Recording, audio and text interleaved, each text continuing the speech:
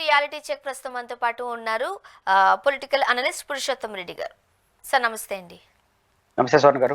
Sir నిన్న మొన్నటి వరకు మనము డిస్కస్ చేసాము ఈ కూటమి ప్రభుత్వంలో కూటమిగా ఉన్న చంద్రబాబు నాయుడు గారికి పవన్ కళ్యాణ్ గారికి ఎక్కడో పసగడం లేదు, ఫోన్లు చేస్తుంటే లిఫ్ట్ చేయట్లేదు, అండ్ నాకు ఆ జ్వరం వచ్చింది ఈ జ్వరం వచ్చింది అని అన్నారు. బట్ వేరే దగ్గర దేవాలయాన్ని దర్శిస్తున్నారు. ఇవన్నీ వెరసి ఏదో జరుగుతుంది అంటూ మాట్లాడుకుంటున్న నేపథ్యంలో నిన్న విజయవాడలో జరిగిన మ్యూజికల్ నైట్లో ఒకరినొకరు చాలా బాగా పొగుడుకున్నారు.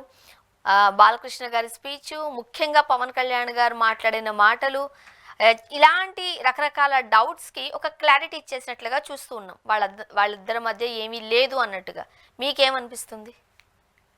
నిన్న పవన్ కళ్యాణ్ గారు చేసిన ప్రసంగం, హాజరైన తీరు, వాళ్ళందరూ కలిసి వ్యవహరించిన తీరు చూసినప్పుడు ఒక రెండు మౌలికమైన ప్రశ్నలకు సమాధానం దొరుకుతుంది. ఒకటి నేరుగా సమాధానం చెప్పాడు, ఇంకొకటి పరోక్షంగా సంకేతాలు ఇచ్చారు.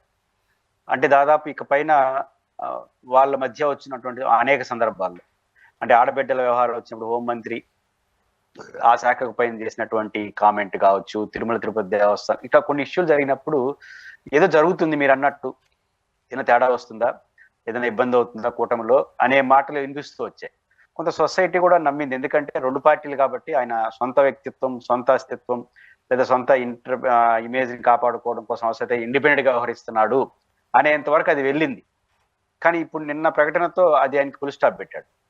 ఆయన ఇంత స్పష్టంగా ఏం ప్రకటించారు, నాకు ఆయన సభలో చెప్పలేదు కానీ ఎన్టీఆర్ ట్రస్ట్ కి 50 లక్షలు కేటాయించడం కానీ, ఆ సభకు హాజరైన తీరు, వాళ్ళందరినీ సంబోధించిన తీరు చూసినప్పుడు నిన్నటి వరకు ఆయన ఫోను లిఫ్ట్ చేయలేదు అన్న వాతావరణం వచ్చిన మరుసటి రోజు ఇది జరిగింది అంటే నిస్సందేహంగా ఇంకా సుదీర్ఘ కాలం పవన్ కళ్యాణ్ గారు తెలుగుదేశం పార్టీతో రాజకీయ ప్రయాణం చేయబోతున్నారు. ఇంకా మధ్య మధ్యలో వచ్చే అలకలు, ఈ గందరగోళాలు, ఈ చిన్న చిన్న డిస్టర్బెన్స్లన్నీ టీ కప్పులో తుఫాన్ లాగా పోతాయి. లేదా ఎవరు ఇండిపెండెంట్ వాళ్ళు కాపాడుకోవడం కోసం వ్యూహాత్మకంగా వేసే అడుగులుగా తప్ప సీరియస్ గా అయితే వాళ్ళు నెగిటివ్ గా లేరు. రెండు పార్టీలు అంటే పవన్ కళ్యాణ్ గారు తెలుగుదేశంతో సుదీర్ఘ కాలం పాటు రాజకీయ ప్రయాణం చేయబోతున్నారు. దీన్ని అర్థం చేసుకోకుండా వాళ్ళ పార్టీగా తొందరపడ్డారంటే వాళ్ళు తొందరపడినట్టు అవుతుంది. అది క్లియర్ గా చెప్పేశాడు ఇండైరెక్ట్ గా. ఇది మొదటి ప్రశ్న, మొదట సిగ్నల్. రెండో సిగ్నల్ వ్యూహాత్మకంగా మాట్లాడారు. సందర్భం లేకపోయినా లోకేష్ గారి గురించి ఫ్యూచర్ లీడర్ గా ఆయన సంబోధించాడు. దీన్ని బట్టి చూస్తే చాలా మంది ఆయన ఉప ముఖ్యమంత్రి పదవికి వస్తుంటేనే పవన్ కళ్యాణ్ గారు ఇష్టంగా లేదు, ఆయన ఇన్కన్వీనియన్స్ గా ఫీల్ అవుతారని అనుకున్నాం చాలా మంది. ఇప్పుడు నాకు అర్థమైంది, ఆయన ఉప ముఖ్యమంత్రి పదవి తీసుకున్నా లేదా ముఖ్యమంత్రి పదవి వచ్చినా ఆయన అడ్జస్ట్ అవుతాడు. అంటే ఆయన ఉప ముఖ్యమంత్రిగా ఉంటే సేఫ్, రెండు ప్లేస్లు ఉంటారు.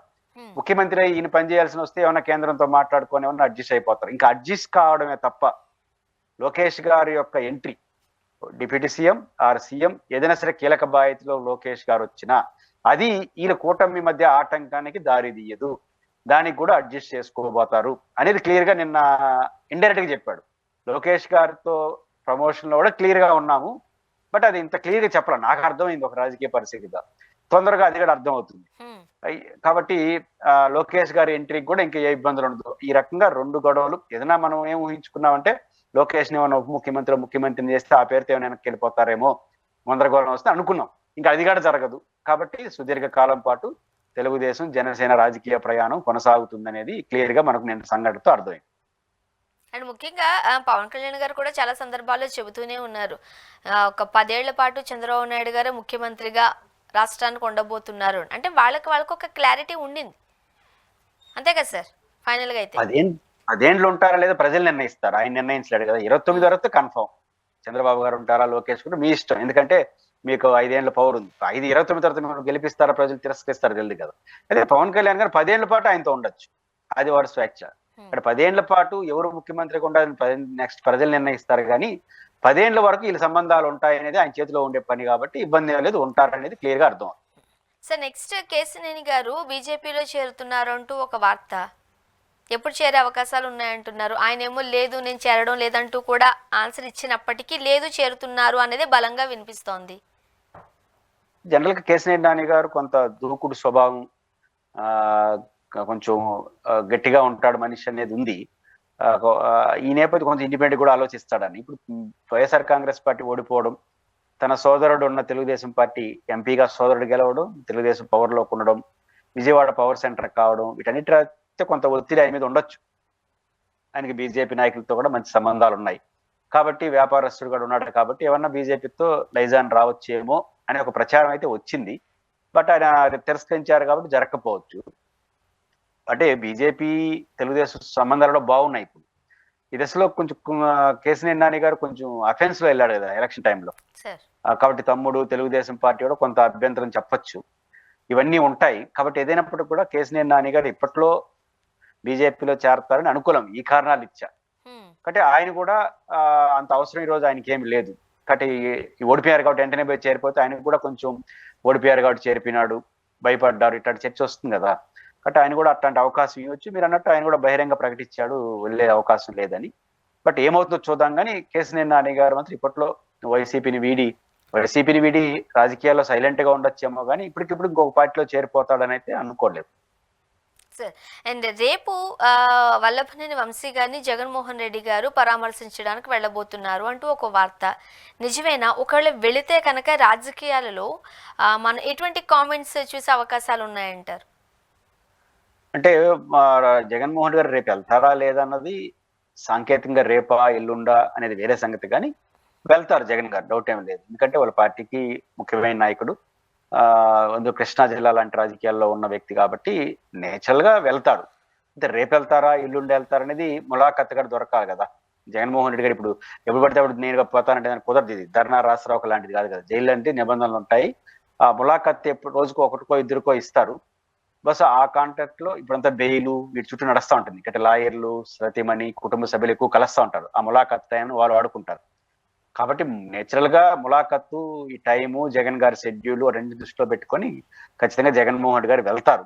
వెళ్లాల్సిన అవసరం కూడా ఆయనకు ఉంటుంది, తప్పదు. ఎందుకంటే పార్టీలో ఒక సీనియర్ నాయకుడిని, ఒక సీనియర్ కాకపోయినా ఇంపార్టెంట్ పర్సన్ గా పార్టీలో ఉన్న వ్యక్తిని అరెస్ట్ చేయడం, పైపెచ్చి మేము చేసి తీరుతాము, ఇంకా సంగతి తేలుస్తాము, ఇంకా నెక్స్ట్ కొడాలి నాని గారిని అరెస్ట్ చేస్తాము అనే లెవెల్ చర్చలు జరుగుతున్నాయి. అంటే కొంతమంది తెలుగుదేశం నాయకులు ఓపెన్ గా మాట్లాడేస్తున్నారు, కొన్ని మీడియా సంస్థలో చర్చలు పెట్టేస్తున్నారు. ఈ దశలో ఆయన పోకపోతే వీళ్ళ పట్ల ఆయనకి ఏం మంచి అభిప్రాయం లేదని రాంగ్ సిగ్నల్ వెళ్తుంది. రెండోది, వరుసగా కొడాలి నాని, టటోల్, పేరు నాని అందరినీ ఏదో చేయబోతారనే పరిస్థితి వచ్చినప్పుడు జగన్ గారు వెళ్ళి వాళ్ళకి భరోసా ఇవ్వడంతో పాటు ఒక స్ట్రాంగ్ మెసేజ్ కూడా ఇవ్వక తప్పదు ఆయన. కాబట్టి వల్లభనేని వంశీ గారి విషయంలో వెళ్తారు, ఒక స్ట్రాంగ్ మెసేజ్ మరింత గట్టిగా అటు అధికారంలో ఉన్న వాళ్ళకి, అదేవిధంగా తనతో ఉన్న వాళ్ళకి భరోసా ఇవ్వడంతో పాటు అపోజిట్ గ్రూప్ కి స్ట్రాంగ్ మెసేజ్ కూడా ఇచ్చే పద్ధతిలో ఆయన పర్యటన ఉండవచ్చు, ఉండాలి కూడా తప్పదు ఆయనకి. ఎందుకంటే నేను ముందు చెప్పాను కదా, కృష్ణా జిల్లా అనేది రాజకీయంగా ఆ పార్టీ అందరికి హెడ్ క్వార్టర్ విజయవాడ చుట్టూ రాజకీయాలు నడుస్తూ ఉండేది. వల్లభనేని వంశీ గారు కావచ్చు, కొడాలి నాని కావచ్చు, పేర్ని నాని గారు కావచ్చు, అవినాష్ గారు కావచ్చు, జోగి గారు కావచ్చు, వీళ్ళందరికీ వచ్చినప్పుడు ఖచ్చితంగా సీరియస్ గా అధ్యక్షుడు వాళ్ళతో లేకపోతే నెగిటివ్ మెసేజ్ వెళ్తుంది. కాబట్టి రెండు వెళ్తారు, ఎప్పుడు వెళ్తారో తెలియదు, వాళ్ళ టైం బట్టి. వెళ్ళినప్పుడు మాత్రం నిస్సందేహంగా కార్యకర్తలకు ఒక పెద్ద భరోసా ఇవ్వడంతో పాటు అపోజిట్ గ్రూప్ కూడా ఒక స్ట్రాంగ్ మెసేజ్, వార్నింగ్ మెసేజ్ అయితే జగన్మోహన్ రెడ్డి వైపు నుంచి అయితే ఉంటుంది రేపు ఆయన పోయిన రోజు అయితే అనుకుంటున్నాను. సార్ చూడాలి. మరి అయితే మనం ఏపీలో జరుగుతున్న కొన్ని ఇన్సిడెంట్స్కి సంబంధించి వార్తాపత్రికల్లో ఉన్న కథనాల ప్రకారం మనం చూస్తే ఏపీలో హాస్పిటల్స్లో సుమారుగా ఒక 600 రకాల మెడిసిన్స్ ఎప్పుడూ అందుబాటులో ఉండాలి. అలాంటిది 100 రకాలు కూడా లేవు. అందులోనూ మరి ముఖ్యంగా అత్యవసరంగా వాడే మందులు కూడా హాస్పిటల్స్లో అవైలబిలిటీలో లేవు అంటూ ఒక వార్త సార్. అంటే ఇప్పుడు వార్తలు పత్రికల్లో వస్తున్నాయి, అదే స్పెసిఫిక్ గా 600, 100 ఈ లెక్కలు మనకు తెలియకపోవచ్చు. కానీ ఒకటి ఆందోళన కలిగించే అంశం, పెండింగ్ బిల్లు భారీగా ఉన్నాయి. అంటే ఏ ప్రభుత్వం ఉన్నప్పుడు కూడా ఆరోగ్యశ్రీ పెండింగ్ బిల్లు ఉంటాయి. ఆ పెండింగ్ బిల్లుల సమస్య అనేది సీరియస్ గా ఉంది. చాలా హాస్పిటల్స్ ఇంకా మేము భరించలేని స్థితికి వచ్చేసారు. ఎందుకంటే పెద్ద ఎత్తున ఆపరేషన్స్, ఇప్పుడు ఆరోగ్యశ్రీ కార్డు తీసుకెళ్తే ఆపరేషన్ జరిగిపోతాయి, కానీ ఖర్చు అయితే ఖర్చే కదా. హాస్పిటల్కి ఆరోగ్యశ్రీ వల్ల లాభం కూడా ఉండొచ్చు, ఎక్కువ మంది ఆపరేషన్ చేస్తే ఆ మేరకు హాస్పిటల్ లాభం వస్తుంది. అసలు జీరో కదా వీళ్ళకి, ఆరోగ్యశ్రీ పేరుతో వచ్చే ఆపరేషన్ జీరో కదా, ఆ మందులు కూడా ఇవ్వాలి కదా. కాబట్టి ఇంత ఖర్చు పెట్టి హాస్పిటల్ నిర్వహణ, కొన్ని హాస్పిటల్ అయితే ఆరోగ్యశ్రీ మీద ఆధారపడే నడుస్తుంటాయి. కాబట్టి పాత బిల్లులు చెల్లించకపోతే ఇబ్బంది వస్తుంది. అది ఒక సమస్య క్రూషియల్ గా ఉంది. ఉండేది, ప్రభుత్వం ఆరోగ్యశ్రీ విషయంలో వేరే ఆలోచన చేస్తా ఉంది. అంటే ఇప్పుడు ఉదాహరణకు కేంద్ర ప్రభుత్వం ఆయుష్మాన్ భారత్ పేరుతో ఒక పథకాన్ని అమలు చేస్తా ఉంది. అది చాలా పరిమితమైనటువంటి సంఖ్యలో రోగాలు ఉంటాయి. రెండోది పరిమితమైన అమౌంట్ కూడా ఉంది అనుకుంటారు ఆపరేషన్స్ వాటికి సంబంధించి. కాస్త ఆయుష్మాన్ భారత్ లో మిళితం కావాలి, లేదా ఇట్లాంటి కొత్త ఆలోచన ఆరోగ్యశ్రీ నుంచి మెల్లిగా తప్పుకొని దాంట్లో వెళ్ళాలి, ఇట్లాంటిదో కొత్త ఆలోచన ప్రభుత్వం చేస్తున్నట్టుగా వార్తలు వస్తాం. ఏం చేస్తారో చూడాలి. గతంలో అధికారంలో ఉన్నప్పుడు కూడా యూనివర్సల్ హెల్త్ స్కీమ్ అనేది ఒకటి పెడితే ఎలా ఉంటుంది అనే చర్చ కూడా చంద్రబాబు గారి వైపు నుంచి వచ్చింది. అంటే ఈ ప్రజెంట్ ఉన్న ఆరోగ్యశ్రీ రూపంలో కొత్తగా ఇంకా మెరుగ్గా చేస్తారా, లేదా ఖర్చులు ఏమైనా తగ్గించుకుంటారా, ఇట్లాంటి చర్చ నడుస్తున్న నేపథ్యంలో అది మరింత గందరగోళం అవుతుంది. కాబట్టి ఒకటి ఆరోగ్యశ్రీకి బిల్లులు పెండింగ్ ఉండడం, రెండో అంశం ఆరోగ్యశ్రీ స్థానంలో కొత్త ఆలోచన ఏదో చేస్తాం. ఈ రెండింటి వల్ల ఈ ఆరోగ్య చుట్టూ నడుస్తున్న హాస్పిటల్ ఆధారించిన రోగులు చాలా ఇబ్బంది పడుతున్నారు. కానీ ప్రభుత్వం మీరు ఏం చేస్తారో చేయండి, కానీ ఒక స్పష్టమైన ఆలోచనతో రండి. పాత బిల్లులో క్రమ పద్ధతిలో చెల్లిస్తూ, కొంత పెండింగ్ కూడా ఉండొచ్చు, చెల్లిస్తూ హాస్పిటల్స్కి అయితే ఒక భరోసా ఇవ్వండి. మీకేం భయం వద్దు, పాతది చెల్లిస్తాం, కొత్తది గారు చెల్లిస్తాం, రన్ చేయాలి ఫస్ట్ హాస్పిటల్స్ స్మూత్ గా. అందుకు వాళ్ళకి సహకరించాలి. ఆరోగ్యశ్రీ స్థానంలో యూనివర్సల్ హెల్త్ తీసుకొస్తారా, లేకపోతే ఆయుష్మాన్ భారత్ లో మిళితం చేస్తారా, కొత్త ఆలోచన ఏదైనా చేయండి, కానీ త్వరితగత నిర్ణయం తీసుకోండి. ఆ తీసుకునే నిర్ణయం అనేది ఆరోగ్యశ్రీ మీద ప్రభావం పడవు. కాబట్టి ఇప్పుడుకున్న బెటర్ పొజిషన్ లో అకౌంటబిలిటీగా ఆరోగ్యశ్రీ అనేది పేద ప్రజలకు అందుబాటులో ఉంటే మంచిది. అట్లా చేయకపోతే ఈ గందరగోళం కొనసాగుతుంది. సార్, ఇది పాత వార్త అయినప్పటికీ కూడా తిరుపతి లడ్డూకి సంబంధించి కల్తీ నెయ్యి వాడారు అంటూ వార్తల్లో మనం చూసిన నేపథ్యంలో మరొకసారి ఈ న్యూస్ బయటకు వచ్చింది. సుబ్రహ్మణ్య స్వామి గారు, బీజేపీ సీనియర్ నేత, సో చంద్రబాబు నాయుడు గారికి ట్వీట్ చేసిన సంగతి. ఓకే, ఏదైతే తిరుపతి లడ్డు కాస్త కల్తీ అయిపోయిందని అన్నారో దానికి సంబంధించి చంద్రబాబు నాయుడు గారు రియాక్ట్ కావాల్సిందే. దానికి సంబంధించి ఇప్పటి వరకు చంద్రబాబు నాయుడు గారు మాట్లాడకపోయేసరికి మరొకసారి ఈ వార్త తెర మీదకి వచ్చింది. మీరు ఎట్లా చూస్తారు? బేసిక్ ఈ మధ్య సిట్ ఏదైతే సిబిఐ సారథ్యం నడుస్తుందో ఆ సిట్ పరిశీలనలో ఈ మధ్య కాలంలో ఎఫ్ఐఆర్ నమోదు చేశారు. ప్రధానంగా వాళ్ళు మే ఏప్రిల్ ఆ ప్రాంతంలో అనుకుంటాను ఏదైతే టెండర్లు ఫైనలైజ్ చేశారో ఆ టెండర్ల నుంచి స్టార్ట్ చేశారు. అసలు ఆ టెండర్లో ఏం జరిగింది, టెండర్లో నిబంధనల ప్రకారం జరిగిందా, టెండర్లు ఏమైనా తప్పులు జరిగాయా, టెండర్లు ఆమోదించిన తర్వాత ఇంప్లిమెంటేషన్ లో తప్పులు జరిగాయి, దానికి ఎవరు బాధ్యులు, ఇట్లాంటి విషయాల వైపు వాళ్ళు క్రూషియల్ గా వెళ్తున్నట్టుగా మనకు అర్థం అవుతుంది. ఎందుకంటే నెయ్యిలో ఏం జరిగింది అనేది తేలాలంటే ఫస్ట్ టెండర్లో ఏం జరిగింది కూడా తేలాలి. కాబట్టి ఆ పాయింట్ ఆఫ్ వ్యూలో పోతున్నారంటే ప్రాథమికంగా ఒక ఎఫ్ఐఆర్ కూడా నమోదు చేసినట్టుగా మనకు వస్తుంది. ఈ నమోదు చేసుకున్న వెంటనే ఏమైంది, నలుగురిని ఏఆర్ డైరీకి సంబంధించిన వాళ్ళు ఎవరిని అరెస్ట్ చేసినట్టున్నారు. వెంటనే దాన్ని కాబట్టి ఏదో రాంగ్ ఇంటర్ప్రిటేషన్ ముందు చేసేసారు. ఇది విచారణలో దశలో ఉంది. అందరినీ అవసరమైన అరెస్ట్ చేస్తారు, లేకపోతే నోటీసులు ఇస్తారు, ఇది విచారణలో భాగం. ఈ టైంలో ఎవరు లైన్ వాళ్ళు తీసుకునే ప్రయత్నం, ఎవరు ఇంటర్ప్రిటేషన్ వాళ్ళు చేశారు. బహుశా అందువల్ల సుబ్రహ్మణ్య స్వామి గారు పాతలో చేసిన ట్విట్ ఏందని చేశారంటే సుప్రీంకోర్టు జడ్జి గారు చెప్పిందని చెప్పాడు. సుప్రీంకోర్టు లడ్డులో కల్తీ జరిగిందని ఏ ప్రాతిపదికన వస్తారు అని సుప్రీంకోర్టు సూటిగా అడిగింది. వాళ్ళు చాలా విలువైన ప్రశ్న, సమాజంలో ఎవరికి తట్టని ప్రశ్న వాళ్ళు తట్టింది. అదేంటంటే లడ్డులో కల్తీ జరగాలంటే ఫస్ట్ నెయ్యిలో కల్తీ జరగాలి. నెయ్యిలో కల్తీ జరిగి ఆ నెయ్యి వాటితేనే కదా లడ్డు కల్తీ అవుతుంది మీరు చెప్పినట్టు కదా. కాబట్టి అసలు లడ్డు కాబట్టి నెయ్యి కల్తీ అయింది లేదా చూసారా, లేదా చూస్తే క్రాస్ చెకింగ్ చేశారా లేదా, ఒక నిర్ధారణకు వచ్చారా, ఆ కల్తీ అయిన నెయ్యిని వాడారా. కల్తీ నెయ్యిని కనిపెట్టడం వేరు. ఇప్పుడు మనకు ఒక వస్తువు మీరు ఆర్డర్ చేస్తారు, ఆర్డర్ తీసుకున్న వెంటనే కల్తీ జరిగిందని గుర్తించేశారనుకో ఇంకా ప్రాబ్లం ఏముంది, రిటర్న్ పంపించేస్తాం. కాబట్టి ఈ కల్తీ జరిగిందని గుర్తించి రిటర్న్ పంపించేశారా, లేదా కల్తీ జరిగిన నెయ్యి వాడారా, వాడుంటే ఆ లడ్డులు టెస్ట్ చేశారా, టెస్ట్ చేసే లడ్డులు చెప్తాయి, లడ్డులు టెస్ట్ చేస్తే కల్తీ అయింది. ఇవేమి నిర్ధారణ చేయకుండా ఎవరు ఇంటర్ప్రిటేషన్ వాళ్ళు సున్నితమైన అంశం చేయొద్దని ఘాటుగా చెప్పింది. దాన్ని సుబ్రహ్మణ్య స్వామి గారు అప్పుడు ఎక్స్ లో స్పందించాడు. అది ఇప్పుడు వైరల్ అవుతుంది.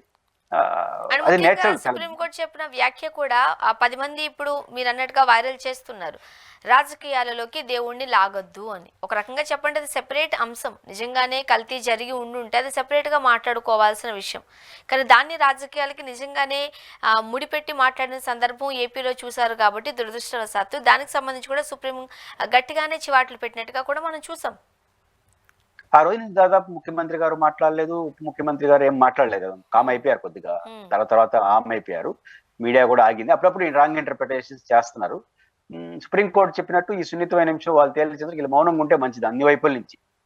ఇప్పుడు సుప్రీంకోర్టు ఇంకోటి కూడా చెప్పింది, సో ఈ సిట్టు పరిధి పైన పనితీరు పైన ఎవరికైనా అభ్యంతరాలు ఉంటే, ఎవరికన్నా అంటే ఎవరి మీద, ఈ ఇంప్లీడ్ అయిన వాళ్ళకి సుబ్రహ్మణ్య స్వామి గారు కావచ్చు, సుబ్బారెడ్డి గారు పిటిషన్ వేశారు. వాళ్ళ పిటిషన్ మళ్ళీ సుప్రీంకోర్టు తలుపు తట్టచ్చు. ఆ విచారణ జరుగుతున్న తీరు పట్ల మాకు అభ్యంతరాలు ఉన్నాయి, ఇవి విచారణ పరిధిలోకి కొంతమందిని తీసుకోవట్లేదు, విచారించలేదు, ఇట్లాంటివన్నీ వీళ్ళు అడగచ్చు మళ్ళీ సుప్రీంకోర్టు. ఆ వెసులుబాటు కూడా సుప్రీంకోర్టు ఇచ్చింది. కాబట్టి అపోజిట్ గ్రూప్ వాళ్ళు ఎవరైనా విచారణ తీరుపైన అభ్యంతరాలు ఉంటే వాళ్ళు సుప్రీంకోర్టుకి తగిన ఆధారాలతో వెళ్తే సుప్రీంకోర్టు రిసీవ్ చేసుకుంటుంది. కాబట్టి అంతవరకు వాళ్ళు వాయిదా వేశారు. కాబట్టి ఎవరు కూడా అధికారంలో ఉన్న వాళ్ళు ఎవరైతే లడ్డూల్లో తప్పు జరిగిందని భావిస్తున్నారో వాళ్ళు నేరుగా సిట్ దగ్గరికి వెళ్ళి రిప్రజెంటేషన్ ఇవ్వచ్చు. ఇది మా దగ్గర ఉన్న ఆధారాలు, స్ట్రిక్ట్ గా జరపండి అని. అభ్యంతరాలు ఎవరైనా ఉంటే ఆ వ్యాఖ్యలపైన అభ్యంతరాలు ఉంటే వాళ్ళు సుప్రీంకోర్టు తలుపు తట్టడానికి ఇప్పుడు కూడా అవకాశం ఉంది. కాబట్టి ఈ మార్గాన్ని ఎంచుకోవాలి తప్ప విచారణ దశలో వస్తున్న ప్రతి ఘటన, ఇప్పుడు ధర్మారెడ్డి గారికో జవహర్ రెడ్డి గారికో నోటీస్ ఇచ్చారనుకోండి, నోటీస్ ఇవ్వడం సహజం, అప్పుడు ఈవోలుగా పనిచేస్తారు. నోటీస్ ఇచ్చినట్టు ఇంకా వాళ్ళు అరెస్ట్ చేసేస్తారు, వాళ్ళు అయిపోయినారు. ఇది చాలా దుర్మార్గమైన ఆర్గ్యుమెంట్. కాబట్టి విచారణ అనేది ఇప్పుడు మీకు నోటీస్ ఇవ్వకుండా విచారణ చేస్తారు. నోటీస్ అంటే దీనికి సమాధానం చెప్పు అని చెప్పడం. కాబట్టి దాన్ని కూడా వివాదం చేస్తే అది అసలు వాళ్ళ విజ్ఞత రెండోది. కాబట్టి ఇప్పటికైనా దాన్ని ఆపేస్తే మంచిది. ఉభయులు ఆ రకంగా వ్యవహరించకపోతే అది మరింత వివాదం అవుతుంది. అనవసరంగా మన టెంపుల్ని మనం వీధుల్లో పెట్టుకున్న వాళ్ళు అవుతాం. ముఖ్యంగా ఏపీలో ఆ కూటమి ప్రభుత్వం ఏదైతే ప్రజలకు 6 గ్యారెంటీలు అన్నారో అది కాకుండా ఇచ్చిన చాలా ప్రామిసెస్లు ఒక్కటి కూడా చంద్రబాబు నాయుడు గారి ప్రభుత్వం ఆచరణలో పెట్టట్లేదు, అమలు చేయడం లేదు. మరి ముఖ్యంగా ఎవరైతే కాంట్రాక్ట్ లెక్చరర్స్ ఉన్నారో వాళ్ళని రెగ్యులరైజ్ చేస్తాము, పర్మనెంట్ చేస్తాము అని అన్న విషయానికి సంబంధించి ఇప్పటివరకు దానికి స్పందించకపోయేసరికి ఒకే నెలలో 4 సూసైడ్ చేసుకుంటున్న వైనం తెర మీదకి వస్తుంది, మాట్లాడుతున్నారు. మరి కూటమి ప్రభుత్వం ఏమైనా స్పందించే అవకాశాలు ఉన్నాయంటారా? అంటే 4 చనిపోయినట్టుగా పత్రికల్లో వచ్చింది. సరే, అది దురదృష్టకరం, బాధాకరం. వాళ్ళు కూడా ఎవరు కూడా ఇట్లాంటి విషయాల్లో చనిపోకూడదు, ధైర్యంగా నిలబడాలి తప్ప చావు అనేది సమస్య పరిష్కారం కాదు. అదే నిజాలు పక్కన పెడితే కాంట్రాక్ట్ లెక్చర్ల పరిస్థితి చాలా దయనీయంగా ఉంది. ఎందుకంటే కాంట్రాక్ట్ లెక్చర్స్ దశాబ్దాలుగా కొంతమంది అందులో పనిచేస్తున్నారు. చాలా మంది ఇంకా కాంట్రాక్ట్ ఆ లెక్చర్ గా రిటైర్ అయిపోవడం తప్ప ఇంకేరే పని కూడా చేయలేరు. చాలా వాటికి వాళ్ళు ఇంకా అనర్హులు కూడా, ఇంకా ఏరే ఉద్యోగాలు పడినా కూడా పోలేరు, దానికి అడ్జస్ట్ అయిపోయారు, దాన్ని ఆ సబ్జెక్ట్కి వెళ్ళిపోయినారు. కాబట్టి ఇంకా వాళ్ళు దాంట్లో ఉంటే వాళ్ళు ఉండాలి, లేకపోతే ఇంకా అంత మించిన జీవన మరణ సమస్య వాళ్ళకి. ఇంకోటి ఏమవుతుందంటే కాంట్రాక్టర్ లెక్చర్స్ పర్మనెంట్ గత ప్రభుత్వం జగన్మోహన్ రెడ్డి గారి అధికారంలో ఉన్నప్పుడు వాళ్ళు ఏం చేశారంటే కొంచెం ఉమెన్ బీయింగ్ తో కావచ్చు జరుగుతున్న పనులు చూసి వాళ్ళు అందరినీ రెగ్యులరైజేషన్ ఒప్పుకున్నారు. సాధారణంగా అయితే కంటిన్యూగా 5 ఏళ్ళు లేదా 10 ఏళ్ళు ఇట్లా షరతులు పెట్టేవారు. అందుకు భిన్నంగా వాళ్ళు గత ప్రభుత్వం మొత్తంలో 5 ఏళ్ళని పెట్టింది. ఇన్నేళ్ళు పనిచేసినా కూడా మేము సర్వీస్ లో ఈ రోజు ఉంటూ వాళ్ళు మొత్తం సర్వీస్ లో 5 ఏళ్ళు మధ్యలో బ్రేక్ వచ్చినా కూడా వాళ్ళందరినీ కూడా రెగ్యులరేషన్ కి ఖాళీల్లో ఉన్న రిజర్వేషన్, దాంట్లో రూల్ ఆఫ్ రిజర్వేషన్స్ ఉంటాయి కదా శాంక్షన్ పోస్టులో, వాటిలో అడ్జస్ట్ చేసుకుంటూ రావాలి, మిగతా వాళ్ళని ఎవరిని కూడా తీయడానికి వీల్లేదనే పద్ధతిలో గత ప్రభుత్వం నిర్ణయం తీసుకుంది. దాన్ని మరింత బాగా అమలు చేస్తాం మేమని తెలుగుదేశం ప్రభుత్వం కూడా హామీ ఇచ్చింది ఆ రోజు కూటమిగా. కానీ ఈరోజు దాన్ని ఇంప్లిమెంట్ చేయట్లేదనేది ఇప్పటి వరకు ఉన్నటువంటి సమాచారం. అంటే ఈ ప్రభుత్వం అధికారంలోకి వచ్చినప్పటి నుంచి ఆర్థిక అంశాలతో ముడిపడిన అంశాలన్నింటినీ కొంత తటపటాయిస్తా ఉంది. కాంట్రాక్ట్ లెక్చర్స్ కాదు, మీరు అనొచ్చు కాంట్రాక్ట్ ఆల్రెడీ జీతం ఇస్తున్నారు కదా అని, కానీ పర్మనెంట్ చేస్తే జీతం వేరే రకం అవుతుంది, కాబట్టి పెరుగుతుంది. కాబట్టి ఖర్చులు పెరిగి వాళ్ళకి సెక్యూరిటీ, ప్రభుత్వానికి బర్డన్, అంటే అదనపు ఆర్థిక బర్డన్ అవుతుంది. కాబట్టి ఖచ్చితంగా ఆర్థికంగా బర్డన్ అయ్యే ప్రతి విషయంలో కూడా ఆచితూచి అది ఆంధ్రప్రదేశ్ ప్రభుత్వం అడుగులేస్తాను, తటపటాయిస్తాను, ముందుకెళ్తే ప్రతి రూపాయి లెక్కేసుకుంటాను. అప్పుడు అలివిగానే హామీలు ఇచ్చేసినారు, ఇప్పుడు ఏది అమలు చేయనా బడ్జెట్ అంతా ఇదంతా లెక్కలేసుకుంటున్నారు. అందువల్ల ఇది ఆలస్యం అవుతా ఉంది. కాబట్టి ఇప్పుడు తొందరగా తేలిస్తే మంచిది, లేకపోతే లేనిపోని కొత్త సమస్యలు ఉత్పన్నమవుతాయి. ఇప్పుడు కాంట్రాక్ట్ లెక్చర్స్ విషయంలో పరిష్కారం కాకపోతే చిన్న అంశం అది డిఎస్సితో పోల్చుకుంటే, మరి డిఎస్సి రేపు చేస్తారని లేదా అపనమ్మకం వచ్చేస్తుంది కదా. త్వరలోనే మెగా డిఎస్సి అంటున్నారు కదా, మరి వాళ్ళకి ఎలాగా ఉద్యోగాలు ఇస్తారనే ఆశ పెట్టుకోవాలి?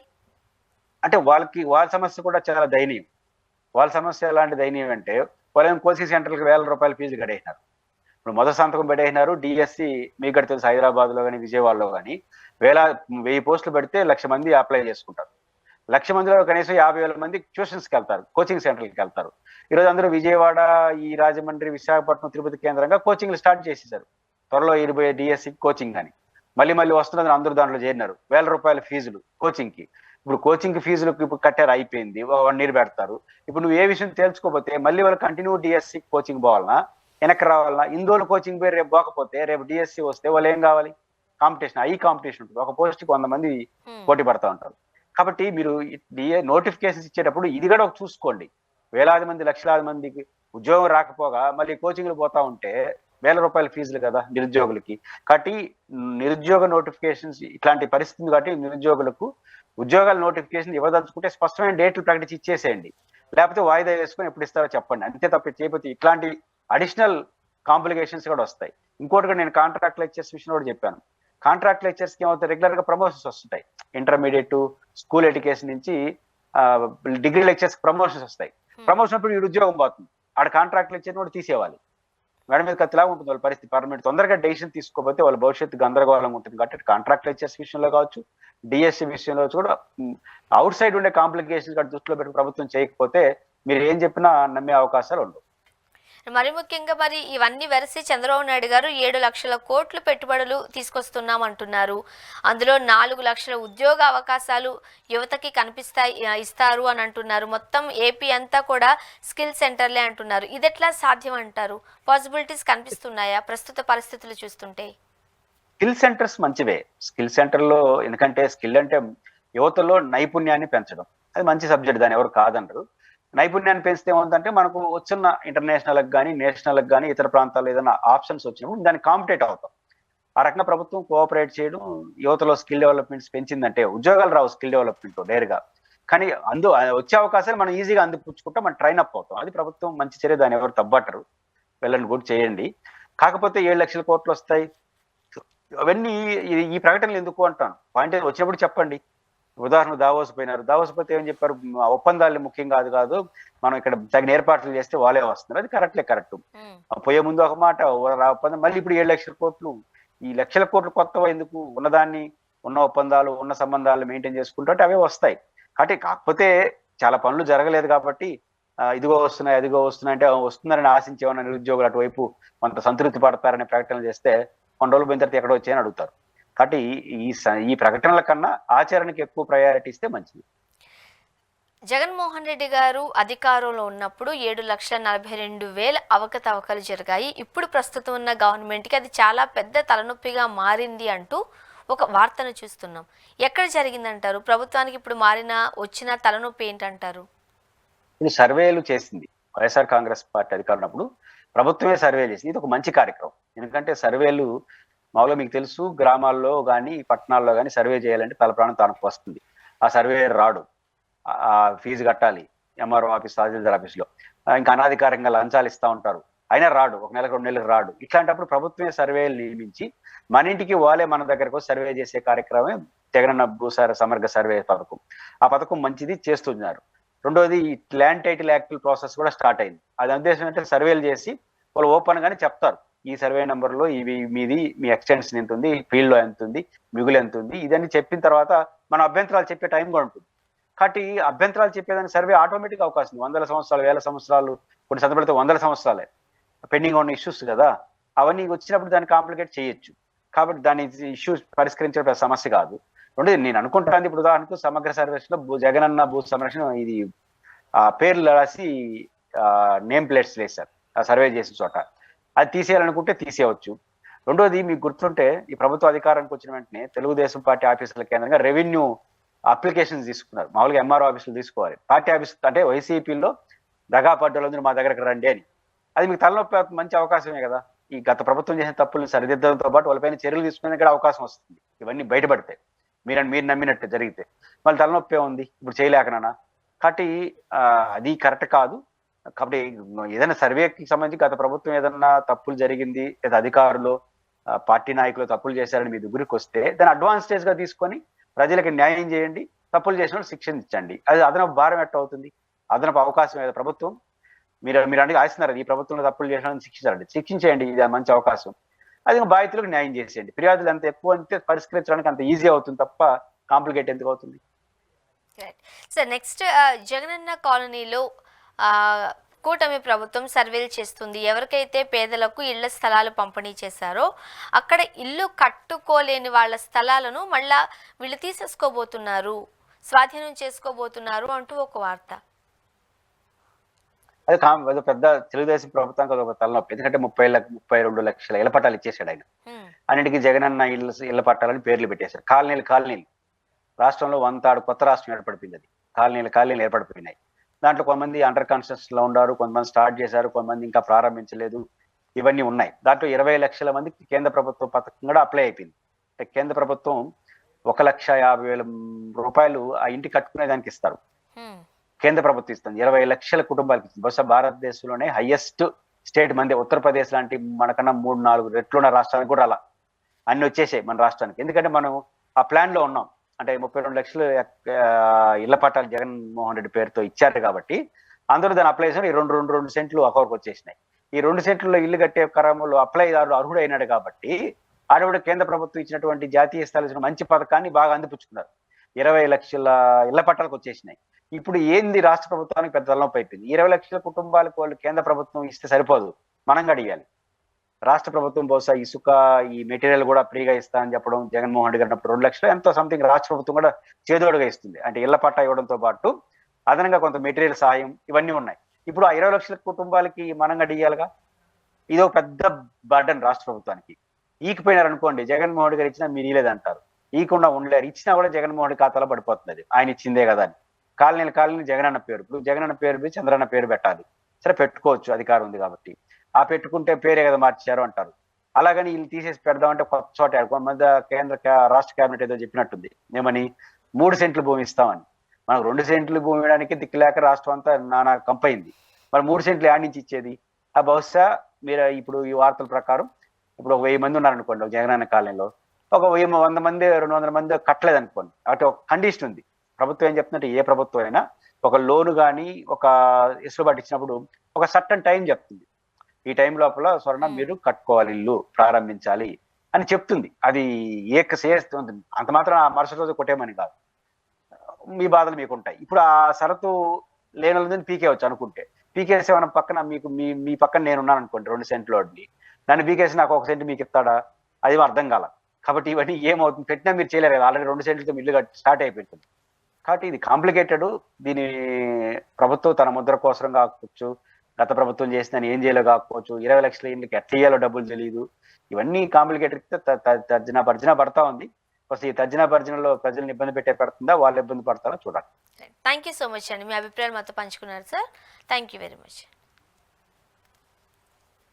ఇది వాళ్ళ రియాలిటీ చెక్. Stay tuned.